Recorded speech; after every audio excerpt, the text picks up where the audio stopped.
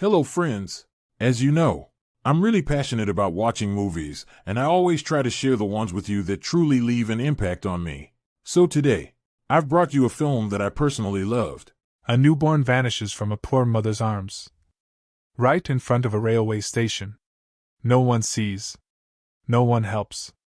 Just silence, fear, and unanswered questions. Two brothers, photographers, get caught in the chaos. But what begins as concern quickly spirals into something darker.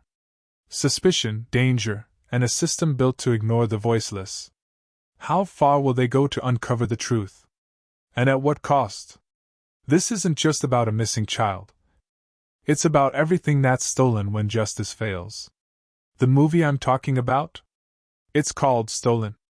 A gripping thriller that stays with you long after the screen goes black. So that's the movie. I really highly recommend you go check it out and watch it for yourself.